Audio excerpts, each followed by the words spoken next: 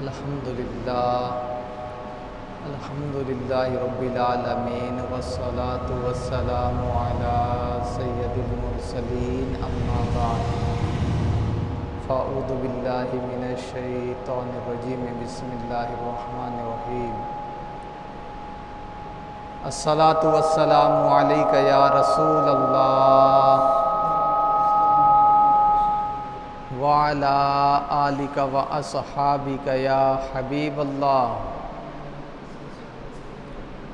الصلاة والسلام علیک یا نبی اللہ وعلی آلک واصحابک یا نور اللہ۔ اعتکاف کی نیت کر لیجئے، نویت سنت الاعتکاف۔ اللہ کے آخری نبی مکی مدنی عربی قرشی صلی اللہ تعالی علیہ وآلہ وسلم پر درود و سلام پڑھنے کی بے شمار فضیلتیں اور برکتیں ہم سنتے رہتے ہیں۔ آج کے اس بیان میں ہم یہ سنیں گے کہ جو درود پاک نہیں پڑھتا تو درود پاک نہ پڑھنے کے نقصانات میں سے ایک نقصان یہ بھی ہے۔ کتاب کا نام ہے سبع سنابل۔ اس کتاب میں لکھا ہے کہ ایک شخص کو انتقال کے بعد کسی نے خواب میں سر پر آگ کی پوجا کرنے والے مجوسیوں کی ٹوپی پہنے ہوئے دیکھا، تو اس کا سبب پوچھا کہ یہ آگ کی پوجا کرنے والوں کی ٹوپی تیرے سر پر کیسے؟ تو مسلمان تھا۔ اس نے جواب دیا، جب کبھی محمد مصطفیٰ صلی اللہ تعالی علیہ وآلہ وسلم کا نام مبارک آتا میں درود شریف نہ پڑھتا تھا۔ اس گناہ کی نحوست سے مجھ سے ایمان اور معرفت چھین لیا گیا۔ اللہ اکبر۔ پیارا اور محترم اسلامی بھائیو، جہاں اللہ کے آخری نبی محمد عربی صلی اللہ تعالی علیہ وسلم پر درود پاک پڑھنے کی فضیلتیں ہیں، وہیں پیارے آقا علیہ الصلاۃ والسلام کا نام پاک لینے کے وقت یا سننے کے وقت درود پاک نہ پڑھنے کے نقصانات بھی ہیں۔ لہٰذا ہمیں اپنی عادت بنانی چاہیے کہ جب بھی پیارے آقا علیہ الصلاۃ والسلام کا نام خود لیں یا دوسرے سے سنیں تو صلی اللہ علیہ وسلم کہہ لیا کریں۔ کہ بعض علماء کے نزدیک تو جب نبی علیہ الصلاۃ والسلام کا نام پاک لیں یا سنیں تو درود پاک پڑھنا واجب ہوتا ہے، یعنی ضروری۔ اور بعض لوگ کہتے ہیں کہ پہلی مرتبہ واجب ہے پھر اس کے بعد مستحب ہے۔ لیکن پیارا اور محترم اسلامی بھائیو، درود پاک پڑھنے میں ہمارا فائدہ ہی ہے، گھاٹا کچھ نہیں ہے، اور وقت بھی بہت کم، اور اس کے صدقے اللہ تعالی ہمیں برکتیں ہی عطا فرماتا ہے۔ ذہن میں ایک یہ بھی سوال آتا ہے کہ ہم درود پاک نبی علیہ الصلاۃ والسلام پر کیوں پڑھیں؟ ہم کہتے ہیں صلی اللہ علیہ وسلم، اس کا معنی ہے کہ اللہ تعالی درود نازل فرمائے نبی علیہ الصلاۃ والسلام پر، یہ ہم گویا کی سرکار کو دعا دیتے ہیں۔ تو اللہ کے پیارے نبی ہمارے نبی ہیں، نبی کا رتبہ مخلوق میں سب سے بلند اور بالا ہوتا ہے، تو ہم دیکھتے یہ ہیں کہ دعا جو دی جاتی ہے تو چھوٹوں کو دی جاتی ہے، بڑوں کو تو دی نہیں جاتی، تو ہمارے نبی تو بڑے ہیں، ہم کیسے سرکار کو دعا دیں؟ تو علماء نے لکھا کہ ہم سرکار کو دعا دے کر سرکار کو کوئی فضیلت نہیں دیتے ہیں، بلکہ دعا دے کر اپنا ہی فائدہ کر رہے ہوتے ہیں۔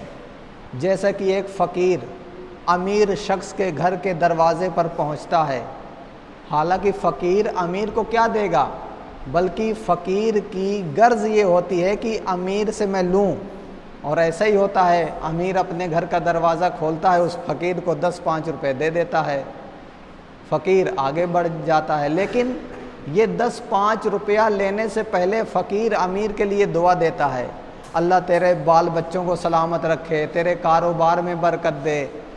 تو کیا اس کے کہنے سے برکت ہوگی؟ بلکہ وہ امیر جو 5 روپے دینے والا تھا اب فقیر کی اس دعا کو سن کے 50 روپے کا نوٹ لا کے دے گا کہ یار یہ میرے بال بچوں کو دعا دے رہا ہے، میرے کاروبار کی سلامتی کی دعا دے رہا ہے۔ تو دیکھیے دعا نہ دینے والے فقیر کو امیر نے 5 روپے دیا، دعا دینے والے فقیر کو 50 روپیہ دیا، تو فرق آیا نا۔ بس یہی ہے کہ ہم سرکار پر درود پڑھ کے سرکار کا فائدہ نہیں کر رہے ہیں بلکہ اپنا فائدہ کر رہے ہیں۔ اللہ تعالیٰ سے ہم سرکار کے بدلے مانگ رہے ہیں کہ اے اللہ ہمارے محبوب پر رحمت نازل فرما، درود نازل فرما۔ اور حدیثوں میں یہ بھی آیا ہے کہ جب کوئی دوسرے کے لیے دعا مانگتا ہے اور جب اللہ تعالیٰ فرشتوں سے کہتا ہے کہ اس نے فلاں بندے کے لیے دعا مانگی ہے تو جاؤ ان کو دے آؤ، اور یہ بھی سن لو ابتدا یعنی شروعات اسی بندے سے کرنا جس نے دعا دی ہے۔ تو دعا دینے میں ہمارا گھاٹا نہیں ہے، ہم ہر ایک کو دعا دیں، ہر ایک کو دعا دیں، دشمن ہے اس کو بھی دیں، اپنا دوست ہے اس کو بھی دیں۔ کیوں؟ کیونکہ دعا اگر قبول ہو جاتی ہے اور وہ چیز اللہ تعالیٰ عطا فرماتا ہے تو سب سے پہلے اسی سے شروعات کی جاتی ہے جس نے دعا دی تھی۔ تو ہم سے جب شروعات ہوگی تو ہمیں بھی ملے گا۔ اور بزرگان دین نے اس پر کلام بھی کیا ہے کہ اپنے لیے دعا مانگنا افضل ہے یا دوسروں کے لیے؟ تو بعضوں نے کہا کہ دوسروں کے لیے مانگنے میں اچھا ہے اور یہ افضل ہے۔ ہو سکتا ہے میرے حق میں میری دعا قبول ہو یا نہ ہو، لیکن میری زبان دوسرے کے حق میں پاک ہے، اس کے حق میں ضرور قبول ہوگی، اور جب اس کی حاجت روا ہوگی، اس کی حاجت پوری کی جائے گی تو سب سے پہلے اس کو بھی دیا جائے گا۔ تو دوسروں کو دعا دینے میں اپنا بھی فائدہ ہے اور دعا کے قبول ہونے کا ایک سبب بھی ہے۔ تو سب مل کر ایک مرتبہ درود پاک پڑھیں، صلی اللہ تعالی علی محمد صلی اللہ تعالی علیہ وسلم۔ پیارا اور محترم اسلامی بھائیو، پچھلے جمعہ میں ہم نے بیان کا ٹاپک رکھا تھا دنیا میں کامیابی، یعنی بندے کو کامیابی کیسے ملے۔ بہت سارے افراد ایسے ہوتے ہیں جو اپنے کاروبار کو لے کر چل رہے ہوتے ہیں، اپنے بزنس کو لے کر چل رہے ہوتے ہیں، اپنے گھر کے معاملات، اپنے کاروبار کے معاملات کو لے کر چل رہے ہوتے ہیں، لیکن کسی نہ کسی موڑ پر آ کر وہ پیچھے ہٹ جاتے ہیں، ناکام ہو جاتے ہیں۔ اب ان کو ڈھارس کیسے ملے؟ کیونکہ جب ناکامی کی صورتحال سامنے آتی ہے تو پتھر کے جیسے جگر رکھنے والوں کا جگر بھی پگھل جاتا ہے، بندہ نا امید ہو جاتا ہے۔ لیکن اب اس کے اندر جوش، جذبہ، قوت اور حساسیت کیسے بھری جائے، یہ ہمارے بیان کا موضوع تھا۔ تو اس میں بیان ہوا تھا کہ سب سے اہم چیز وہ ہے پازیٹیو تھنکنگ، جس کا اردو میں ترجمہ ہوتا ہے مثبت سوچ، اور اس کا آسان ترجمہ کریں گے تو اس کا معنی ہوگا اچھی سوچ، اچھی فکر، بندہ اچھا گمان کرے، اچھا سوچے۔ اور اس کی اپوزٹ میں یعنی اس کے ضد میں ہے نیگیٹو تھنکنگ، یعنی اردو میں بولتے ہیں منفی سوچ، اور منفی سوچ کا ترجمہ آسان لفظوں میں کریں گے تو بری سوچ۔ اب یہ بری سوچ کیا ہے اور اچھی سوچ کیا ہے، اس کو بھی آج سنیں گے۔ مزید یہ بھی سنیں گے کہ یہ مثبت سوچ بندے کے زندگی میں کامیابی کیسے لاتی ہے۔ میں نے آپ کو بتایا تھا کہ ایک رائٹر ہے انگریز، اس نے 1960 میں کتاب لکھی تھی پاور آف پازیٹیو تھنکنگ، جس کا اردو میں ترجمہ کیا گیا مثبت سوچ کی طاقت۔ اس نے سینکڑوں واقعات ایسے لکھے ہیں کہ میں نے پازیٹیو تھنکنگ پر گفتگو کی، ان کو مثبت سوچ اپنانے کو کہا، انہوں نے مثبت سوچ کو اپنے زندگی میں شامل کیا اور آگے چل کر ان کو کامیابی ملی۔ اور میں آپ کے سامنے واقعات کی روشنی میں بھی یہ بات ثابت کروں گا کہ پازیٹیو تھنکنگ یعنی مثبت سوچ، اچھی سوچ کے ذریعے بندے کو کامیابی کیسے ملتی ہے۔ تو آئیے سب سے پہلے یہ جانتے ہیں کہ یہ اچھی سوچ اور بری سوچ ہے کیا۔ لہٰذا ایک ٹیچر نے اپنے بچوں کے سامنے ایک گلاس اور پانی منگایا، اس گلاس کو ٹیبل پہ رکھ کر آدھا گلاس پانی بھرا اور بچوں سے پوچھا کہ بچوں یہ بتاؤ اس گلاس کی کیفیت کیا ہے، یہ گلاس کس حالت میں ہے؟ تو بعض بچوں نے کہا کہ یہ گلاس آدھا خالی ہے، بعض بچوں نے کہا کہ یہ گلاس آدھا بھرا ہوا ہے۔ اس ٹیچر نے جب سب کی گفتگو سن لی تو تمام بچوں میں دو ہی قسم کے بچے نکل کے سامنے آئے کہ بعض کہہ رہے ہیں کہ یہ گلاس آدھا خالی ہے اور بعض کہہ رہے ہیں کہ یہ گلاس آدھا بھرا ہوا ہے۔ اس ٹیچر نے پازیٹیو تھنکنگ اور نگیٹیو تھنکنگ کی وضاحت کرتے ہوئے بچوں کو کہا کہ دیکھو ہمارے ذہن میں آنے والے خیالات، ہمارے ذہن میں آنے والی بات وہ دو قسم کی ہوتی ہے، ایک پازیٹیو ہوتی ہے اور ایک نگیٹیو ہوتی ہے۔ لیکن بندہ پازیٹیو کو کیسے سمجھے گا، نگیٹیو کو کیسے سمجھے گا، میں تمہیں بتاتا ہوں، اور یہ بھی سن لیجئے کہ پازیٹیو کے ساتھ کامیابی ہے، نگیٹیو کے ساتھ ناکامیابی ہے۔ اب اس ٹیچر نے اپنے بچوں سے کہا کہ تم میں سے بعض بچوں نے کہا کہ یہ گلاس آدھا بھرا ہوا ہے، بعض بچوں نے کہا کہ یہ گلاس آدھا خالی ہے۔ جن بچوں نے کہا کہ یہ آدھا گلاس خالی ہے، یہ نگیٹیو سوچ ہے، یہ نگیٹیو تھنکنگ ہے، یہ بری سوچ ہے۔ اور جن بچوں نے کہا کہ یہ آدھا گلاس بھرا ہے، یہ پازیٹیو تھنکنگ ہے، یہ مثبت سوچ ہے اور یہ اچھی سوچ ہے۔ حالانکہ گلاس میں اس نے پانی آدھا ہی بھرا تھا۔ جو بچے یہ کہہ رہے ہیں کہ گلاس آدھا بھرا ہوا ہے وہ بھی صحیح ہیں کیونکہ آدھا گلاس پانی ہے، اور جو بچے یہ کہہ رہے ہیں کہ آدھا گلاس خالی ہے وہ بھی صحیح کہہ رہے ہیں۔ لیکن اب سوچ میں آپ فرق دیکھیے کہ ایک نگیٹیو ہے اور ایک پازیٹیو ہے، ایک منفی ہے ایک مثبت ہے، ایک اچھی ہے ایک بری ہے۔ تو جس نے کسی چیز کی کمی کو تلاش کیا یہ نگیٹیو سوچ ہے، یہ بری سوچ ہے، اور جس نے اس چیز کی خوبیوں کو ڈھونڈا، خوبیوں کو دیکھا، تو یہ اچھی چیز ہے اور اچھی سوچ ہے۔ پیارا اور محترم اسلامی بھائیو، ہم کوئی کاروبار کریں یا گھر کے معاملات ہیں، ہر چیز میں یہ دو پہلو ہوتے ہیں۔ آپ کوئی دنیا کی ایسی چیز دکھا ہی نہیں سکتے جس میں یہ دونوں پہلو ہو ہی نہ، دونوں پہلو ایسی چیز آپ دکھا ہی نہیں سکتے جس میں یہ دونوں پہلو نہ ہوں، اچھائی کے اور برائی کے۔ لیکن اچھائی والے پہلو لینے والوں کی سوچ مثبت ہوتی ہے، پازیٹیو ہوتی ہے، اور برائی کی جانب سوچ رکھنے والوں کی یہ نگیٹیو ہوتی ہے۔ اس کو مزید ایک آسان انداز میں اور سمجھانے کی کوشش کرتا ہوں۔ چند دوست آپس میں بیٹھے ہوئے تھے تو گفتگو چل رہی تھی گھریلو، تو ایک شخص نے کہا کہ بھائی یار تیری بیوی بہت گندی ہے، تیری بیوی کے عادت و اطوار درست نہیں ہیں۔ اس نے کہا کیا ہو گیا، میری بیوی نے تیرا کیا بگاڑا؟ اس نے کہا کہ یار تیرا گھر چوراہے پر ہے، میں نے دیکھا کہ دوپہر کے وقت جب کہ بازار میں کافی لوگ موجود تھے، تیری بیوی چھت پہ چڑھی اور اپنے کپڑے اتار دیے۔ اب جس سے یہ شخص کہہ رہا تھا، جس کی بیوی کی برائی بیان کر رہا تھا، اس کو بھی یہ بات بری لگی اور سننے والوں کو بھی بری لگی، اور ہے بھی بری بات ہے کہ نہیں کہ لوگوں کے سامنے اوپر پہ چھت پہ چڑھ کر اپنے کپڑے اتار رہی ہے۔ تو وہ تو غصے میں آ گیا، اچھا میری بیوی نے ایسا کیا؟ اس نے کہا ہاں ایسا ہی کیا، لیکن ایک مثبت سوچ والا وہاں بیٹھا تھا۔ اس نے اس دوست سے کہا بھائی اس میں ٹینشن لینے کی کیا بات ہے، بات تو حقیقت ہے اور اس میں کوئی قباحت بھی نہیں ہے۔ اس نے کہا کیسے قباحت نہیں ہے، میری بیوی تو پردے میں رہتی ہے، یہ دوپہر کے وقت لوگوں کے سامنے کپڑے اتار دیا، بتاؤ اتنی بے پردگی کر رہی ہے۔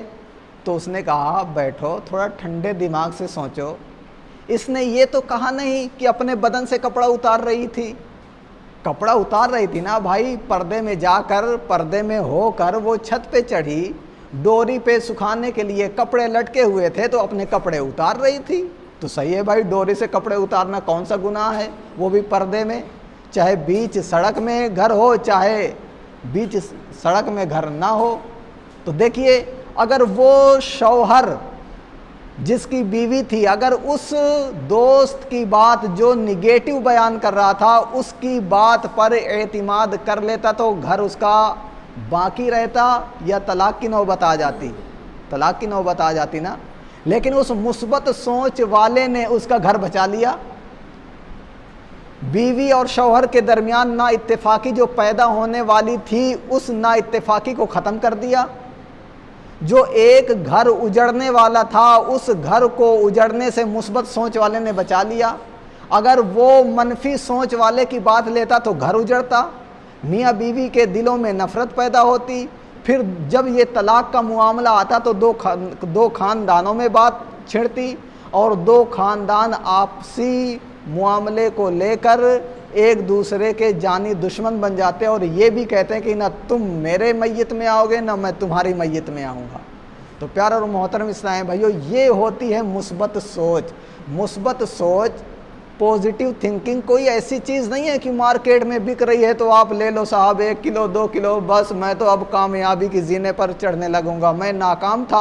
आपने बताया पॉजिटिव सोच से बंदा कामयाब हो जाता है। लाइए बताइए मुझे कौन से मार्केट में पॉजिटिव थिंकिंग मिलती है, मुस्बत सोच कहाँ मिलती है? अब मैं तो ख़रीद के रहूँगा। तो प्यारे इस्लामी भैया, ये ख़रीदना नहीं है, ये अपने जहन को संवारना है और अपने जहन से सोच और गौर फिक्र करके मामले को सुलझाना है। एक बंदा है, कारोबार कर रहा है, उसका कारोबार बंद हो गया। अब इसको देखना है कि मैं मुस्बत सोच से कैसे कामयाबी हासिल कर सकता हूँ और मेरे दिल, मेरे जहन में आने वाले ख़यालात ये मुस्बत हैं या मनफी हैं। अब कारोबार ठप हो गया तो उसके जहन में आएगा, यार अब मैं कैसे खड़ा होऊंगा, अब मैं कैसे कारोबार करूँगा, अब तो गरीबी आएगी, घर का खर्चा कैसे चलेगा, बच्चों की पढ़ाई का क्या होगा। ये सारे जो मामलात आ रहे हैं ना, ये अच्छे भी हैं लेकिन इनको हल करने की जानिब आए। बंदा हिम्मत ना हारे, बंदा अपनी उम्मीद न तोड़े। उस पावर ऑफ पॉजिटिव थिंकिंग जो अंग्रेज़ ने किताब 1960 में लिखी थी, उसने इस किताब में एक बड़ा प्यारा वाक़या लिखा है। वाक़या तो दुनियावी है, लेकिन प्यारे और मोहतरम इस्लामी भाइयों, हमें सोचने और समझने के एतबार से बहुत है। शायद जो स्कूल या कॉलेज में पढ़ने वाले स्टूडेंट रहे होंगे या होंगे वो जानते हैं कि बल्ब, ये लाइट और कैमरा को बनाने वाला कौन है? अमेरिका का एक साइंसदान है जिसका नाम थैम्स है। उसने ये बल्ब बनाए और कैमरा सबसे पहले ईजाद इसने किया। इसको इतनी बड़ी डिग्री और इतना बड़ा साइंसदान किसने बनाया? तो राइटर लिखता है कि इसको इतना बड़ा साइंसदान बनाने वाली इसकी माँ की मुस्बत सोच है, पॉजिटिव थिंकिंग है। वो कैसे? लिखता है कि जब इसकी माँ ने स्कूल में इसका एडमिशन करवाया तो कुछ दिन ये पढ़ा। एक दिन क्या होता है कि उस स्कूल के प्रिंसिपल ने इस शख्स को बुलाया, बच्चे को, जो थैम्स साइंसदान है, और एक कागज़ में कुछ इबारत लिखी और मोड़ के कहता है कि बच्चे ये ले जा और अपनी माँ को देना। लिहाजा छुट्टी हुई, वो अपनी माँ के पास गया और माँ को दिया। माँ ने पढ़ा, पूछता है, माँ इस ख़त में, इस कागज़ में लिखा क्या है? उसकी माँ ने कहा, बेटा प्रिंसिपल साहब ने ये लिखा है कि ये आपका बच्चा बड़ा ज़हीन है, बड़ा अक्लमंद है, इसके लायक हमारे स्कूल में टीचर नहीं हैं, लिहाजा हम इसको नहीं पढ़ा सकते, आप इसको कहीं और एडमिशन कराइए ताकि इसको आला तालीम मिल सके। बच्चा तो वो खुश हुआ, यार मैं तो इतना अक्लमंद हूँ, प्रिंसिपल ने मेरी तारीफ़ कर दी और अपने स्कूल में पढ़ाने के लिए उनके पास टीचर नहीं है, खुश हुआ। लिहाजा अब क्या हुआ कि थैम्स की माँ ने ही उसको पढ़ाया اور آگے چل کے وہ بڑا سائنسدان بنا، یہاں تک کہ بلب بھی اس نے بنایا، کیمرہ بھی بنایا۔ ایک دن کا واقعہ خود بیان کرتا ہے کہ میں اپنے پرانی یادیں اپنے گھر میں کھوج کر رہا تھا، تلاش کر رہا تھا کہ مجھے وہی پرنسپل کا لیٹر مل گیا۔ جب میں نے اس کو دیکھا تو میری آنکھیں پھٹی کی پھٹی رہ گئیں کہ جو میری ماں نے کہا تھا اس کے تو برعکس اس خط میں لکھا ہے، اس کا تو الٹا لکھا ہے۔ اس نے کہا کہ خط میں یہ لکھا تھا کہ آپ کا بچہ بڑا شرارتی ہے، بڑا کند ذہن ہے، یہ اس کے اندر عقل نہیں ہے، یہ پڑھ نہیں سکتا، لہٰذا ہم اس کو پڑھانے سے معذرت کرتے ہیں، اس کو آپ دوسری جگہ بھرتی کیجئے یا خود پڑھائیے۔ وہ تھیمس سائنسدان کہتا ہے کہ آج اگر میری ماں ہوتی تو میں اپنی ماں سے پوچھتا کہ ماں تو نے جو اتنا بڑا سائنسدان مجھے بنایا ہے نا، وہ تیرے ان جملوں نے بنایا تھا کہ جو تو نے مجھ سے کہا تھا کہ ہمارا بچہ بڑا عقل مند ہے، اور میرے اندر ہمت، میرے اندر ساہس، میرے اندر امید کی ایک لہر پیدا کی تھی جس کی وجہ سے میں اتنا بڑا سائنسدان بنا۔ تو پیارا اور محترم اسلام بھائیو، وہ رائٹر لکھتا ہے کہ اگر اس سائنسدان کی ماں حقیقت بیان کر دیتی تو یہ اتنا بڑا سائنسدان نہ بن پاتا، لیکن ماں کی مثبت سوچ نے، ماں کی پوزیٹیو تھنکنگ نے اتنا بڑا سائنسدان دنیا کو دے دیا۔ پیارا اور محترم اسلام بھائیو، یہ واقعہ سن کر یقیناً ہمیں بھی ہوا ہوگا کہ یار اب پوزیٹیو تھنکنگ ہی اپنائیں گے، لیکن پیارا اور محترم اسلام بھائیو، یہ سائنسدان کو اس کی ماں نے بتایا، اور 1960 میں لکھنے والے انگریز رائٹر نے اپنی کتاب میں اس کی ترغیب دیا، بتایا کہ لوگوں پوزیٹیو تھنکنگ اپناؤ۔ لیکن ہمارا اسلام 1400 سال پہلے ہی پوزیٹیو تھنکنگ اپنانے کی سوچ اور درس دے رہا ہے۔ میں آپ کو ایک واقعہ بتاؤں فاروق اعظم رضی اللہ تعالیٰ عنہ کا۔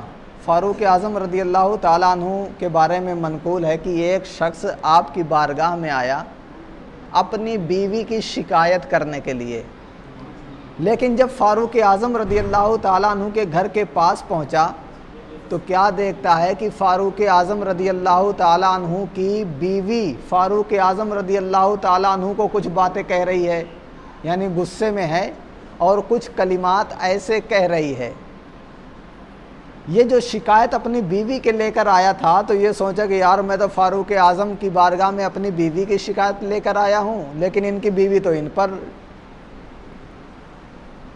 بھاری پڑی ہوئی ہے اور ان کی بیوی خود ہی ان کو اس طرح کے کلمات کہہ رہی ہے، لہٰذا یہ سوچ کر وہ واپس ہونے لگا۔ جب فاروق اعظم رضی اللہ تعالیٰ عنہ کو پتہ چلا، اس شخص کو بلایا اور کہا کہ بھائی کیوں آئے تھے، کیا معاملہ تھا؟ اس نے کہا حضور میں اپنی بیوی کی شکایت لے کر آیا تھا کہ آپ سے کروں تاکہ آپ میری بیوی کو سمجھائیں، لیکن میں نے دیکھا کہ آپ کی بیوی کا بھی معاملہ میری بیوی کی طرح ہے، تو میں نے سوچا کہ آپ خود اس معاملے میں مبتلا ہیں تو میں آپ سے کیا شکایت کروں۔ فاروق اعظم رضی اللہ تعالیٰ عنہ نے مثبت سوچ، پوزیٹیو تھنکنگ کا مظاہرہ کرتے ہوئے ارشاد فرمایا، میں اپنی بیوی کی جلی کٹی باتیں اس لیے سنتا ہوں کہ میری بیوی کا مجھ پر بڑے احسانات ہیں۔ اس نے کہا حضور آپ کی بیوی کے آپ پر احسانات کیا ہیں؟ بلکہ آپ تو اس کو خرچہ دیتے ہیں، کھانا دیتے ہیں، لباس دیتے ہیں، اپنا گھر دیا، گھر میں آپ کے رہتی ہے، احسانات تو آپ کے اس پر ہیں، لیکن آپ کی بیوی کے احسانات آپ پر کیسے ہو گئے؟ تو دیکھیے مثبت سوچ، آپ رضی اللہ تعالیٰ عنہ نے فرمایا کہ میں اس کے احسانات کو فراموش نہیں کر سکتا، بھلا نہیں سکتا۔ دیکھو وہ میرے کپڑے دھلتی ہے جس کی وجہ سے میں کپڑے پہن کر لوگوں کے سامنے آتا ہوں، میرے بچوں کی پرورش کرتی ہے، مجھے کھانا بنا کر کھلاتی ہے، اس طور پر میری باورچی بھی ہے، بچوں کی پرورش کرتی ہے، گھر کے کام کاج کرتی ہے، اس اعتبار سے نوکرانی بھی ہے۔ جب میں گھر سے باہر جاتا ہوں میرے گھر کی حفاظت، میری عزت کی حفاظت، میرے بال بچوں کی حفاظت کرتی ہے، اس طور پر وہ گارڈ بھی ہے۔ اب بتائیے اتنے احسانات اس کے میرے اوپر ہیں، تو اگر دو چار باتیں جلی کٹی میں نے سن لیا تو میرا اس میں کیا کمال ہے؟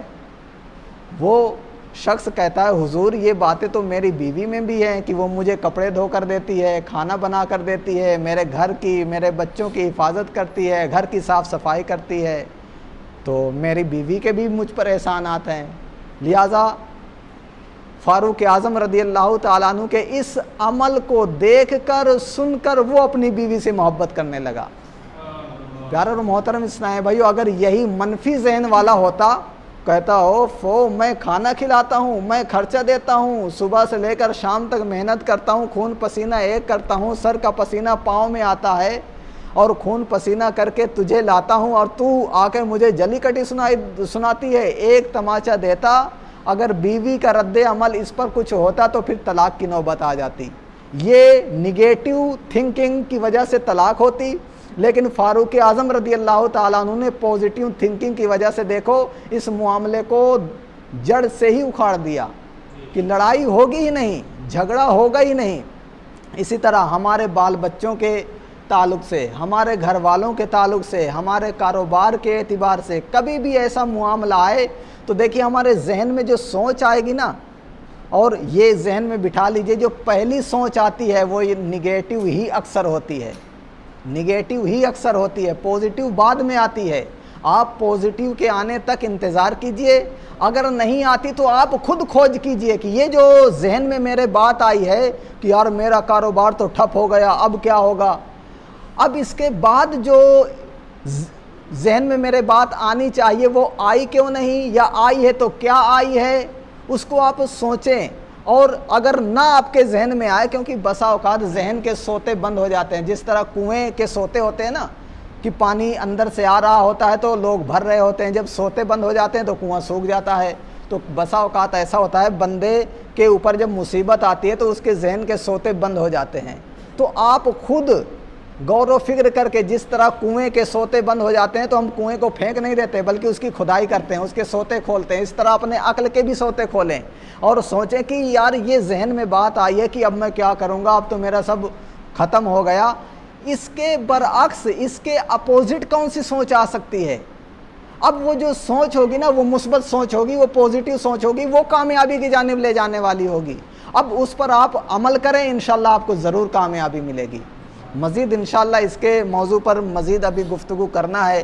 ابھی یہ مثبت ہی سوچ ہے، اس کے متعلق ابھی اور وضاحت ہوگی۔ پھر یہ دوسرا جو آ رہا ہے پیارے اسلام بھائیو، مین تو یہ ہے مثبت سوچ کامیابی کا، اور اس کے ساتھ ساتھ پھر یہ نظم و ضبط جب مل جاتا ہے نا تو بندے کو کامیابی کی معراج کروا دیتا ہے۔ یہ نظم و ضبط کا معنی ترجمہ انگلش میں جو ہوتا ہے وہ پرسنل مینجمنٹ، یعنی اپنا بندہ کس طرح اپنے آپ کو مینیج کرے، اپنے کام کو کس طرح مینیج کرے، اپنے گھر کو کس طرح مینیج کرے، اپنے بال بچوں کو کس طرح مینیج کرے، اپنی زندگی کو کس طرح مینیج کرے، اپنے عقل کو کیسے مینیج کرے، اپنے وقت کو کیسے مینیج کرے، اپنے دل کو کیسے مینیج کرے، اپنے خیالات کو کیسے مینیج کرے۔ یہ جب ہم سنیں گے تو انشاءاللہ ہمیں ضرور فائدہ ہوگا کہ یار واقعی ہمیں دین اسلام جو پوائنٹ دیتا ہے نا، اور یہ اس نے لکھے ہیں، انگریز رائٹر نے 1960 میں لکھے تھے، اور ہمارا اسلام تو پہلے دن سے ان کا درس دے رہا ہے۔ اور کیسے اسلام نظم و ضبط یعنی پرسنل مینجمنٹ کا ہمیں درس دیتا ہے وہ بھی سنیں گے تو ہمارے ذہن میں آئے گا۔ جو ہم انگریزوں کی باتیں سنتے ہیں نا، کالج اسکول میں کے ٹیچروں کی باتیں سنتے ہیں، سوچتے ہیں یار یہ تو کتنی حکمت بھری باتیں کرتے ہیں، یہ تو بڑی اچھی باتیں بتاتے ہیں۔ صاحب ہمارا اسلام سب بتا گیا ہے، وہ جو بیان کرتے ہیں نا وہ اسلام سے لے کر مرچ مسالہ لگا کے ہمیں پیش کرتے ہیں تو ہمیں لگتا ہے یار یہ کتنا بڑا پروفیسر ہے، کتنا بڑا لیکچر دینے والا ہے۔ تو پیارے اسلام بھائیو، ہمارے اسلام میں ہر کچھ ہے، بس یہ ہے کہ ہم عمل کریں، اپنے اسلام کو سیکھیں۔ تو پچھلے ہفتے بھی میں نے کہا تھا کہ سرکار کی ولادت کا مہینہ آنے والا ہے، اس میں ایک کتاب آپ ضرور پڑھیں، اور اس کتاب کا نام ہے سیرت نبی۔ اپنی نبی کی سیرت پڑھیں گے تو یہ سارا کچھ نبی کی سیرت میں موجود ہے۔ تو اب کتاب کون سی پڑھیں؟ آپ نام ذہن میں بٹھا لیں، سیرت النبی۔ سیرت النبی آپ مکتبے سے بھی حاصل کر سکتے ہیں، کتابوں کی دکان سے اگر نہیں مل سکتی تو آپ گوگل پہ ڈالیے گا سیرت نبی یا سیرت النبی دعوت اسلامی، یہ ڈالیں گے آپ کے موبائل میں آ جائے گی PDF، آپ اس کو ڈاؤن لوڈ کر لیجئے فری میں اور اس کو پڑھیے۔ ہندی میں بھی ہے، اردو میں بھی ہے، اچھا اگر یہ نہیں کر سکتے تو آپ پلے اسٹور میں جا کر سیرت النبی دعوت اسلامی ڈال دیجئے تو وہ ایپ آ جائے گا. روزانہ 2 صفحہ 3 صفحہ پڑھنے کا معمول بنائیے. پھر دیکھیے نبی کی زندگی نبی کی سیرت پڑھ کر آپ کی زندگی میں کیسا نکھار پیدا ہوگا, آپ کی زندگی میں کیسے اجالے آئیں گے. پھر آپ خود کہیں گے کہ یار نبی کی سیرت واقعی میں فائدہ مند ہے. اللہ تعالیٰ کی بارگاہ میں دعا ہے کہ عمل کی توفیق عطا فرمائے.